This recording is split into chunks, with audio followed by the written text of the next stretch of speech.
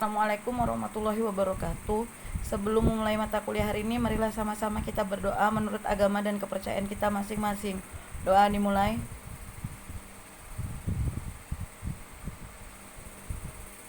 Doa selesai. Hari ini kita akan masuk ke materi manajemen modal kerja.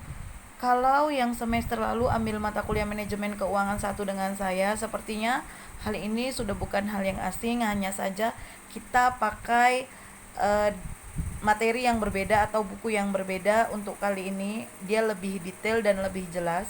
Manajemen modal kerja, mata kuliah manajemen keuangan 2. Pengertian dan ruang lingkup modal kerja. Setiap perusahaan selalu membutuhkan modal kerja untuk operasi perusahaan setiap hari, seperti pembelian bahan mentah, membayar upah buruh, membayar gaji pegawai, dan sebagainya. Dan yang dikeluarkan sebagai modal kerja itu diharapkan akan kembali masuk ke dalam perusahaan dalam jangka waktu yang cukup pendek melalui penjualan hasil produksinya. Modal kerja yang sering disebut working capital merupakan investasi perusahaan dalam aktiva jangka pendek, artinya aktiva lancar. Aktiva lancar menurut akuntansi adalah aktiva yang bisa diubah menjadi kas dalam waktu pendek, biasanya paling lama 1 tahun. Dalam uraian selanjutnya nanti akan disampaikan konsep pengertian modal kerja atau working capital, konsep kuantiti, konsep kualitatif, konsep fungsional, bukan modal kerja, non-working capital, dan modal kerja potensial. B. Aktiva lancar dan hutang lancar. Aktiva lancar adalah aktiva jangka pendek, misalnya kas, piutang, persediaan barang, dan surat berharga jangka pendek. Sedangkan hutang lancar adalah hutang dalam jangka pendek, misalnya hutang dagang, hutang usaha, hutang bank, kertas berharga, atau promes.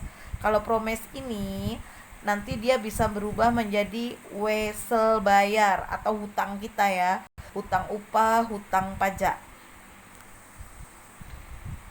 Manajemen modal kerja menentukan posisi likuiditas perusahaan, yaitu kemampuan perusahaan untuk membayar kewajibannya dengan segera. Likuiditas merupakan syarat keberhasilan perusahaan. Perusahaan yang tidak memiliki modal kerja yang cukup, seperti tidak dapat membayar kewajiban jangka pendek, akan mengakibatkan kepercayaan terhadap perusahaan menjadi berkurang. Artinya perusahaan harus memiliki modal kerja jangka pendek yang cukup. C. Modal kerja bagi kesehatan perusahaan.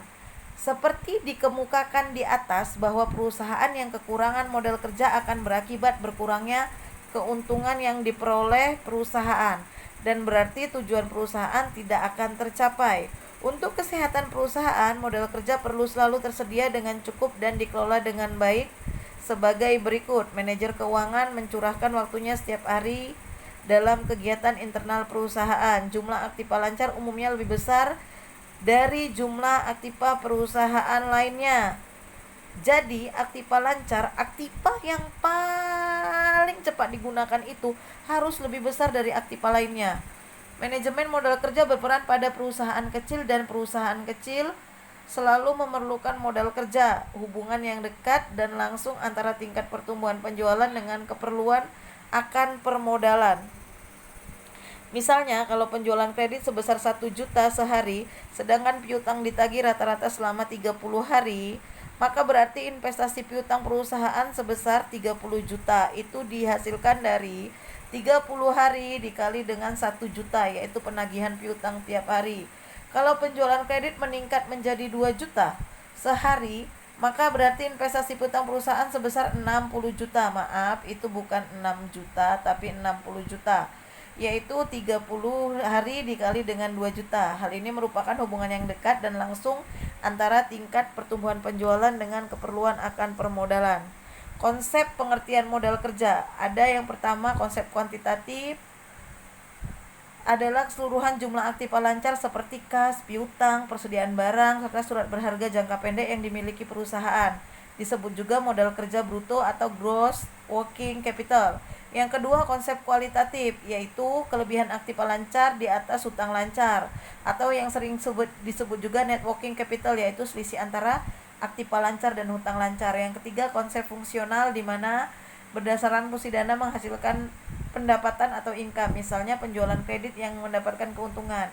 Income terdiri dari current income atau keuntungan yang diperoleh saat ini, dan future income, keuntungan yang diperoleh pada masa yang akan datang. Jadi nggak melulu saat ini, tapi mereka memikirkan masa depan, future income. Nanti kita akan belajar tentang bagaimana menanamkan uang itu, tapi mungkin materi di pertemuan ke-14. Selain beberapa konsep pengertian modal kerja di atas, ada beberapa istilah modal kerja sebagai berikut. Non-working capital atau dana yang tidak menghasilkan current income tapi merupakan future income, misalnya investasi dalam waktu tetap, yaitu mesin, peralatan, gedung, pabrik. Lalu yang kedua, modal kerja potensial, di mana disebut juga potential working capital, yaitu modal kerja yang berpotensi untuk memperoleh keuntungan. Misalnya, perusahaan menjual produksi secara kredit 1 juta, profit marginnya yaitu 40%. Artinya, dari 1 juta itu perusahaan memperoleh 40%. Modal kerja dari piutang sebesar 60%, yaitu dikali 1.600.000 itu modal kerjanya. Potensial working capitalnya itu 40% dikali 1 juta sama dengan 400.000. Jadi termasuk modal kerja adalah aktiva lancar, piutang. Yang tidak termasuk keuntungan dalam piutang, depresiasi, penyusunan aktiva tetap, persediaan barang, dan surat berharga jangka pendek dimiliki perusahaan. Untuk lebih jelasnya diberikan contoh dalam pengelolaan modal kerja pada subbab berikut. Ini contoh dalam mengelola modal kerja. Saya harap kalian sudah mengerti mana-mana itu yang namanya aktiva lancar. Kalau di sini saya buat di situ kas, efek, piutang dagang, persediaan barang dagangan jumlahnya 3.100.000. Untuk aktiva tetap tanah, bangunan, mesin. Jumlah aktiva tetap 2.300.000. Total aktiva atau jumlah seluruh aktiva adalah 5.400.000. Keterangan tambahan, depresiasi setiap tahunnya adalah 100.000 untuk bangunan, 85.000 untuk mesin. Dalam piutang, karena terjadi penjualan dengan kredit sehingga sudah termasuk profit margin sebesar 30%, berarti ada profit margin 30%. Menurut konsep fungsional, berdasarkan data tersebut di atas, hitunglah modal kerja working capital, bukan modal kerja non working capital, modal kerja potensial working capital. Penyelesaiannya yang pertama yaitu kas kita masukkan semua 600.000. Untuk piutang tadi katanya cuma 70%, berarti 70% dikali 800.000 yaitu 560.000. Persediaan barang dagangannya kalian masukkan semua. Depresiasi bangunan tadi katanya 100.000, depresiasi mesin itu 100.000. Kalau kalian nggak dapatkan angka itu, kalian bisa lihat di soalnya atau di contoh kasusnya, itu ada masuk jumlahnya. Modal kerja 2.095.000. Bukan modal kerja atau non working capital adalah tanah, bangunan, mesin. Tapi tanah itu tidak bisa disusutkan ya. Bangunan dan mesin itu bisa disusutkan. Kalian boleh lihatlah di atas itu depresiasi bangunan dan mesin itu mesin dan bangunan punya loh. Kalian seharusnya sudah bisa menyusutkan, tapi kalau nggak bisa ya sudahlah ya. Jumlah beban modal kerja 2.115.000, karena itu 450 tambah 900.000 tambah 765.000. Modal kerja potensial atau potensial working capital, keuntungan dari piutang. Tadi kan piutangnya itu 70% modalnya, 30% itu keuntungan. Berarti 30% dikali 800.000 sama dengan 240.000. Efek itu masuk ke modal kerja potensial. Nah, nanti kalian belajar nih tentang portofolio, manajemen portofolio, tentang efek itu ya, cara menghitungnya. Oke, jadi jumlah kerja modal kerja potensialnya 1.190.000. Sekarang berikut ini diberikan contoh dalam mencari modal kerja, bukan modal kerja potensial, rentabilitas modal sendiri, dan struktur modal finansial konservatif yang vertikal dan horizontal. Ini kita lihat ya, kalau dia dari neraca, kalian seharusnya sudah bisa baca neraca, di mana neraca itu harusnya balance antara aktiva dan pasiva. Balance, wajib balance Kak. Kalian tuh harusnya mengerti tentang ini gitu loh. Bu, itu harus balance, harus balance. Balance itu udah pasti benar, Bu, belum tentu benar. Karena kalau kalian prosesnya salah, waktu buat di buku besar, kalian catatnya itu misalnya kalian beli peralatannya itu hutang, kalian catatnya itu tunai atau kontan, yang bertambah itu yang berkurang itu kan kas.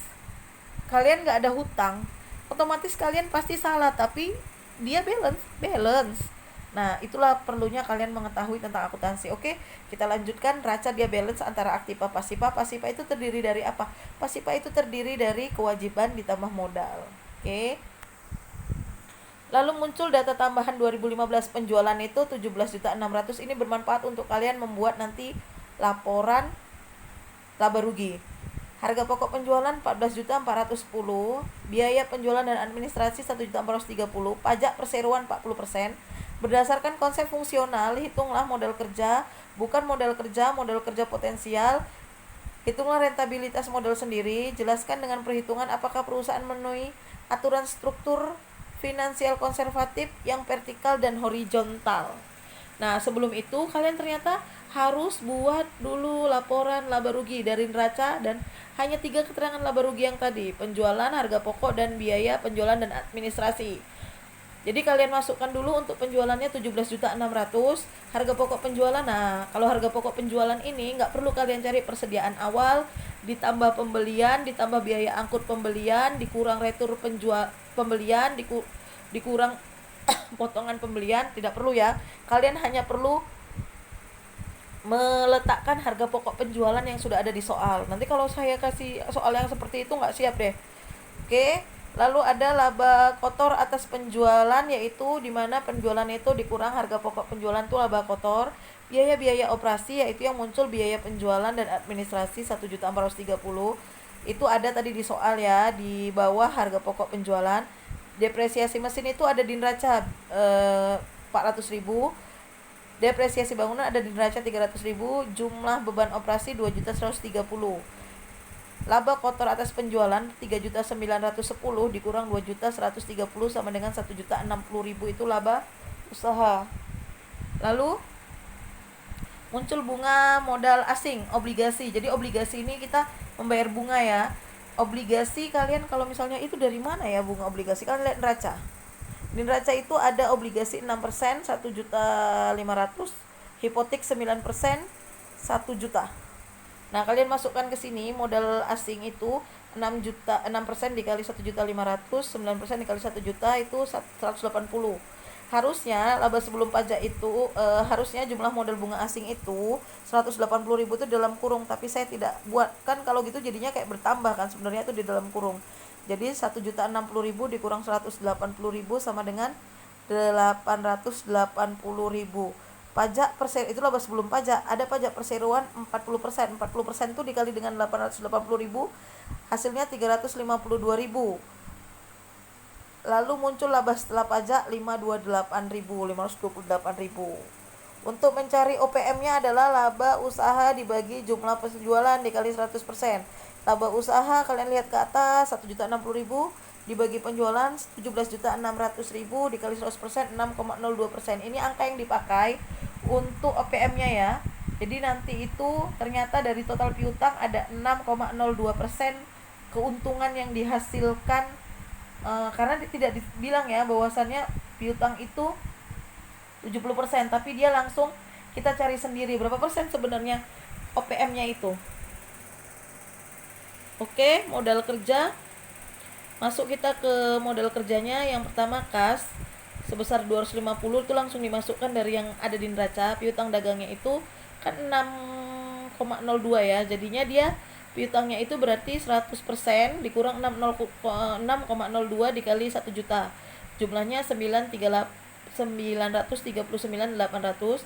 Depresiasi persediaannya 1.050.000, depresiasi mesinnya 400.000, depresiasi bangunannya 300.000. Jumlah modal kerja adalah 2.939.000. Gampang ya. Kalau sudah tahu piutang dagangnya itu udah gampang itu. Bukan modal kerja terdiri dari mesin, bangunan, dan tanah, itu totalnya 6.150.000. Modal kerja potensial keuntungan 6,02%, kan keuntungan tadi yang dapat dari piutang, dikali dengan piutangnya berapa tadi, 1 juta ya. Jadi jumlahnya 60.200. Efeknya itu langsung dimasukkan. Itulah jumlah modal kerja potensial 410.200. Rentabilitas modal sendiri. Nah, rentabilitas modal sendiri itu laba sesudah pajak, yaitu 528.000 dibagi 4.970 modal sendiri. Modal sendiri di mana ya? Modal sendiri adalah kalian lihat angka di neraca itu modal saham ditambah cadangan ekspansi ditambah laba ditahan, itulah dia modal sendiri sebesar 4.970.000. Nampak ya, modal sendiri sudah tahu ya, dibagi sama dengan hasilnya 10,62%. Itu ya, dapat ya. Struktur finansial konservatif yang vertikal. Rasionya modal asing dibagi modal sendiri. Katanya seperti itu ya. Modal asing dibagi modal sendiri 1 berbanding 1,3. Modal asing yang mana? Modal asing 3.800.000.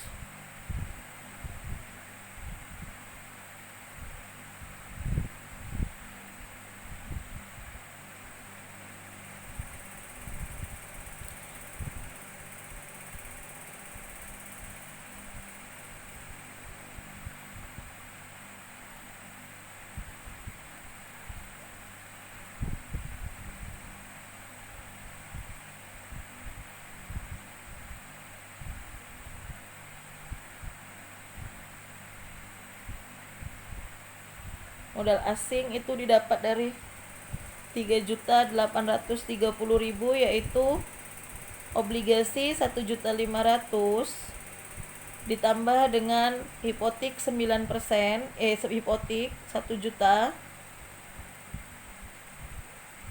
ditambah 844.000 ditambah 170.000 ditambah 316.000. Jadi kalau yang tadi kalian sudah dapat modal sendiri itu 4.970, modal asingnya itu adalah 3.830, itu sisanya ya. Jadi modal asing itu 1 dibanding dengan 1,3. Modal asing lebih kecil dari modal sendiri sehingga dapat diberi kesimpulan bahwa perusahaan menganut aturan struktur finansial konservatif yang vertikal. Oke. Kalau yang untuk konservatif horizontal, modal sendiri dibanding dengan aktiva tetap ditambah persediaan bersih. Aktiva tetap sama dengan, kalian bisa lihat ya, jumlah aktiva tetap nih ya, nanti kita jumlahkan ya. Aktiva tetap itu jumlahnya 2 juta ditambah 3 juta, 5 juta ditambah 1 juta, 150, 6 juta 150 ditambah persediaan barang 1.050.000. Tadi apa? Ya kan, persediaan barang dagangan bersih kan? Jumlahnya 6.150.000. Ya benar. 6.150.000, jadi 1 banding 1,24. Modal sendiri lebih kecil dari aktiva tetap sehingga dapat diberikan kesimpulan bahwa perusahaan tidak menganut aturan struktur finansial konservatif horizontal sehingga seharusnya jumlah modal sendiri harus lebih besar. Harusnya modal sendirinya lebih besar dari aktiva tetap dibanding persediaan. Berarti yang pertama itu dia menganut aturan konservatif yang vertikal. Oke, sekarang kalian masuk soal dan latihan. Oke, terima kasih.